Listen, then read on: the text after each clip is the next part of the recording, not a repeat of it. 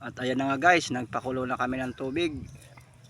Kami magsisigang ng lagay mo na ang bawang. Abot mo 'yon. Sisigang kami guys ng tulya.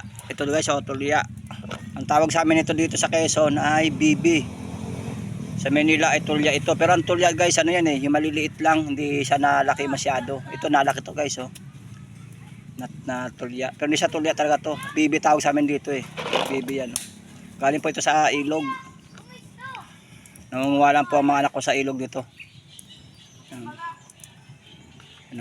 Ayun po yung asima namin. Nagpakulo na po ng tubig. Ayan guys, pakulo na. Hindi pa. Ayun na nga. Yan na ng Ricardo. Nilagay na ng Ricardo. At nilagay na nga guys yung gulay. Malunggay at saka papaya. Malunggay at papaya.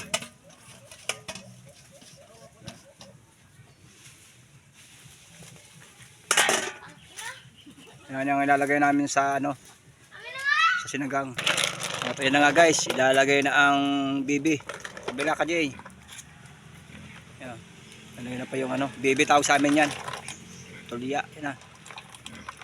Yan, dami yan. Yummy yan, yummy. Yan, ilalagay na. Taloy na.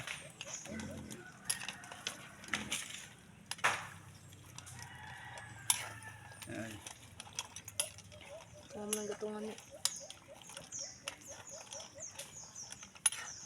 Yan na nga guys, nilagay ng asin at saka bitchin. Haluin na. Tulungan mo na ako dala sa sobra doon. Nagano ako Yan na guys, hinahalo na. Sinigang na bibi, tawag sa amin sa Quezon. Tulya na may malunggay at saka papaya. Hindi, ganyan lang gato na At ayun na nga guys, lalagyan na ng ng pang-asim. Ito, sinigang, pansinigang. Guys, maluluto na guys. Sinigang na papaya at saka may malunggay na may bibi tawag sa amin.